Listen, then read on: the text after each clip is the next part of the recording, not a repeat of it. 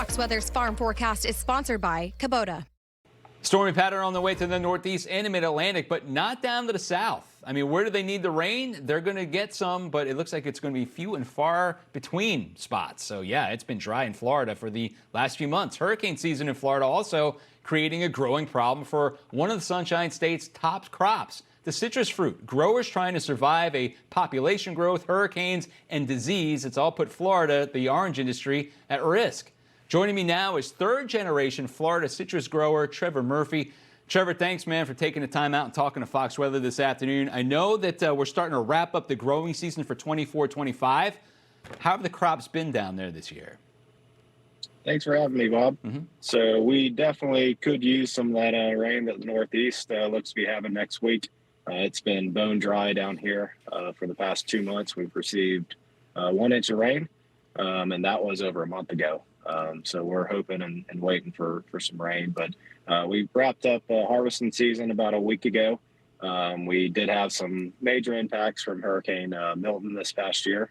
The crop overall was down, and depending on what area that you were in, roughly 40 to 60%. So we're hoping for a better year. We had great bloom conditions this year. So we are hopeful that we're going to set a great crop for the 25-26 season. I hope so. Trevor, what is the ideal weather for growing the citrus down there? So in the wintertime, we're looking for chill hours to help push that tree to induce bloom. And then whenever the bloom comes, which is typically in February to March of every year, we're looking for drier conditions. Whenever we have wet conditions, we have a disease called PFD that sometimes sets in on the bloom. So this year we actually had a dry bloom condition, but as soon as the bloom's done, we're ready for some rain. From now until through the summertime, we're sizing the crop that's currently on the tree. Everything's roughly the size of a marble to a quarter right now. And by the end of the summertime, it's going to be getting baseball size or bigger. Wow. So when do you guys actually start to harvest this stuff?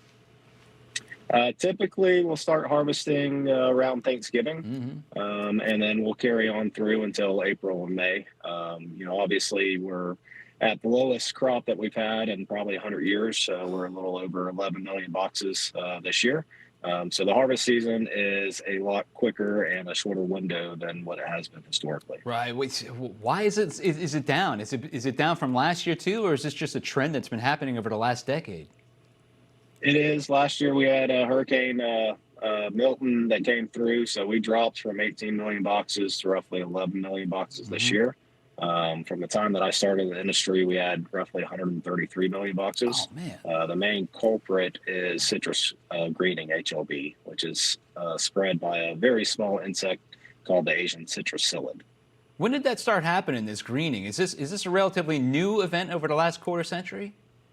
No, we've been battling it for about 20 years now. Early 2000s is when it came in. That was whenever we were at the peak in the industry of roughly 250 million boxes.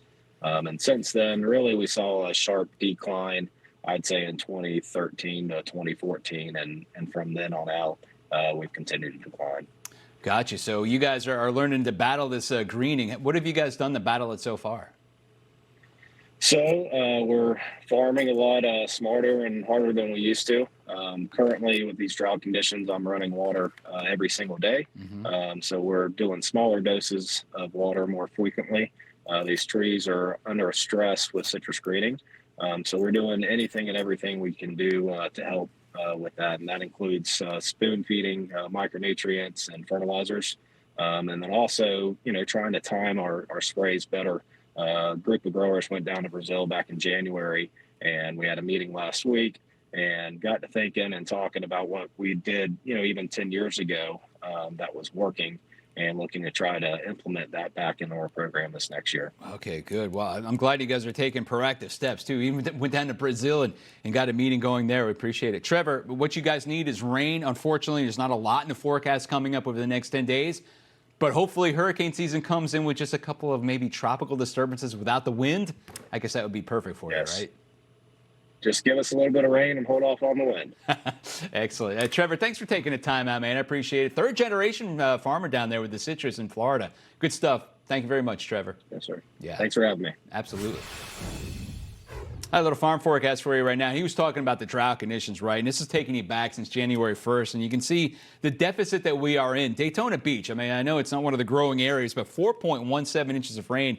That's the driest I've seen on record for the first 5 months. I mean, it's pretty incredible. You get inland a little bit farther, looking at Orlando, 4 inches of rain is all they've seen since January 1st, and that's the 7th driest on record. So what they need, obviously, is more rain. We need a different weather pattern for sure. High pressure has been nosing in for the last couple of weeks now off the Atlantic, which has made things a lot drier. Here's that drought monitor. That's the latest look at it. And now we've got more extreme droughting going on. You're talking about south of Lake Okeechobee. That thing has been growing and expanding down to the south. And a brand new spot with extreme drought that's right around Orlando and areas up to the north, getting close to Ocala. Look at the soil moisture. It's dry. What do we need? We need rain and loosen this thing up just a bit. We don't want the hurricanes to come in like Trevor just said. We don't want the wind, but we need the rain. And you can see what we're looking at. 82% of the state is in drought, and now it's 16% is in extreme drought. Last week, it was only 2%. So you know what the dry air mass has been doing. It's been taking a toll. Next 10 days, there is a chance of getting some rain in on the tail end of a cold front, but most of that looks like to me it's going to fall up north to areas by the panhandle of Florida. That's something we'll be watching for sure.